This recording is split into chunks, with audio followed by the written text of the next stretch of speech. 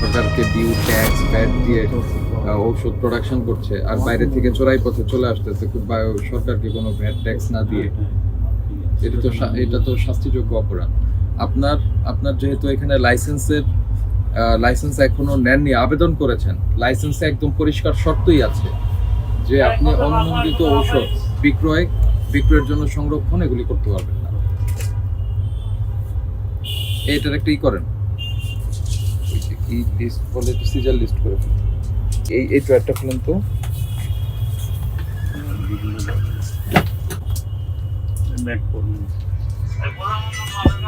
কোন দেশি? বাইরে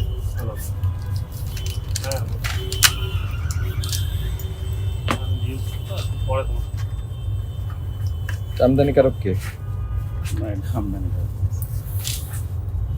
কে লেখে এই ওষুধ?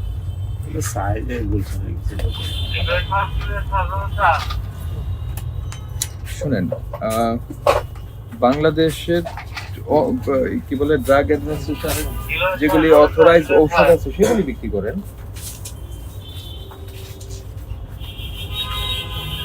এটা কোন দেশি?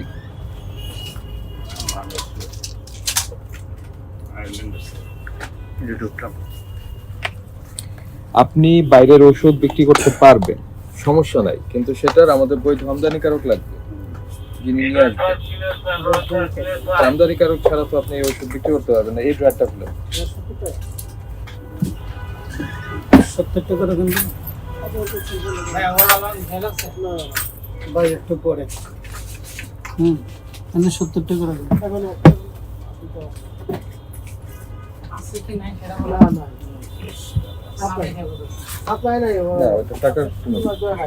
ঔষধ আছে কিনা এটা কি জিনিস দেখি, একটু উঠান। এটা আপনার হাতে রাখেন।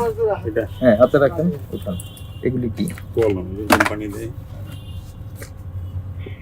ঠিক আছে ভাই, এটা লাগিয়ে যে 70 টাকা রাখেন এখানে, ওনারা দিয়ে দিবে। রাখেন।